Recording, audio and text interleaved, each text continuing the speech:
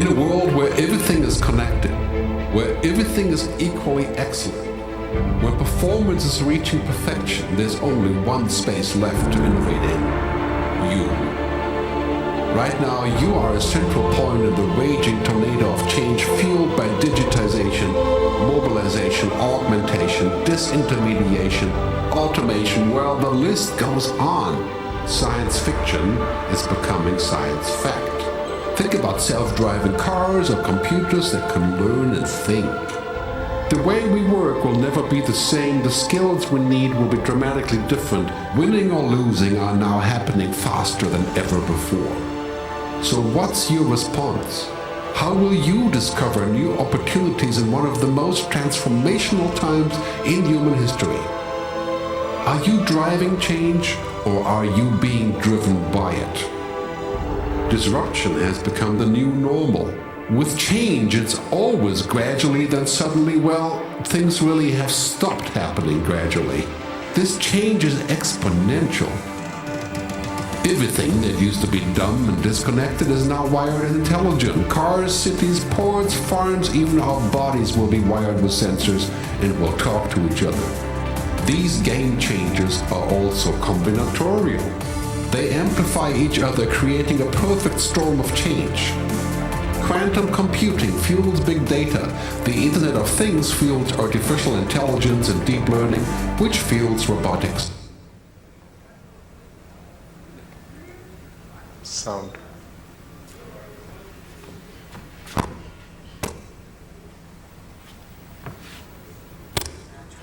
Intuition and ethics will be even more important. Very good at simulating. Do some of our work.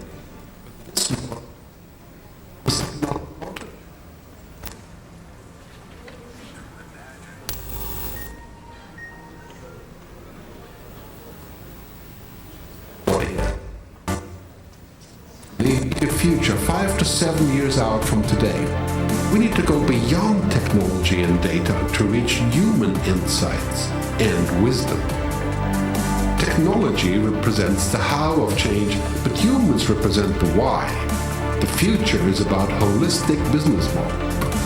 The opportunity is to be liquid, to learn just in time, not just in case, not single improvements, but complete transformations, not individual systems, but new ecosystems. Humanity is where true and lasting value is created.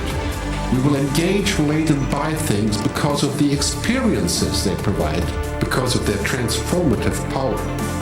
The future doesn't just happen. The future gets happened. The new way to work is to embrace technology, but not to become it. The future is in technology, yet the bigger future lies in transcending it. Let's live and lead from here. So, by and large, the digitization world is moving with a pace which is very difficult for any one of us to even estimate. And in this fast pace of change, the biggest challenge is how do you remain contemporary? How do you relate to day-to-day events with the fast changes which are happening? We keep on talking to students who join us for different postgraduate programs as to what they would like to become tomorrow. And most of them have no answers. As Professor Chaudhary was saying, that people passing out of premier schools are still looking for finishing schools to join jobs. We are the only country in the world where people, after doing an IIT program, are still asking, what should I become? You joined an engineering program, you don't know what you want to do. After doing 4 years engineering, you are still asking, what should I become? And the biggest jobs you're looking for is either in consulting or in finance. But you take the route of engineering to join consulting and finance. This subject of education reforms and economic reforms, as is being discussed here, has been the central theme in the Global Economic Forum in the last 2 years. This has been the central theme, and I am very happy that the CMA found it important to relate to economic reforms and the education reforms, which is also being discussed globally in no less the forum rather than the Global Economic Forum. Both 2016 and 17, the basic concentration of the discussions were, is there any semblance of relationship between the jobs which the corporate worlds are looking at, between the change which is happening in the world and the education which we are providing? Are we equipping the coming generation with the right type of skills? And this gap is increasing. Every time you produce somebody from an academic institution and he comes for a job, there is a huge gap. And in today's time, at least the private sector is not ready to invest in your skill building. Either you are skilled or you have to go and get yourself skilled in one of the finishing schools. So I will just show you another video which is from the Global Economic Forum, which talks about how academia and the jobs have to get related if you want to become anything in the 21st century.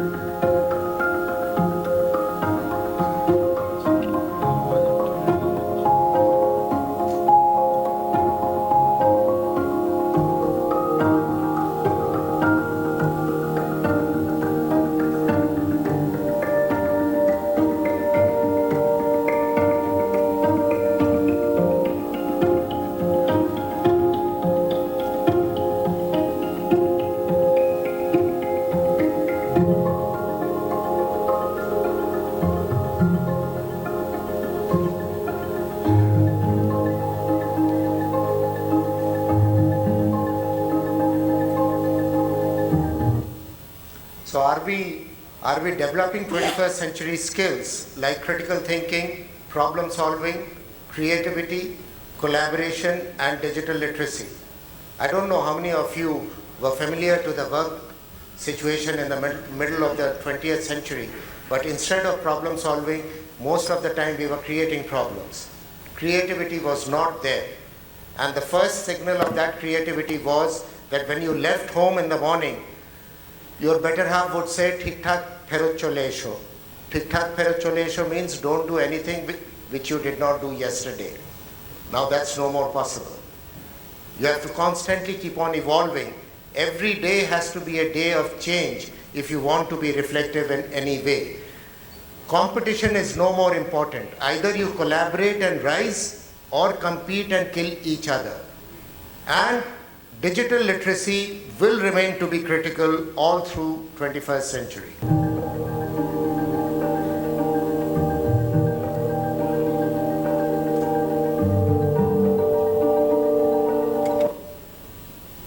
You have to be a student throughout your life. You have to constantly reskill and upskill yourself if you have to be part of the system today. Otherwise, people will not have time for you.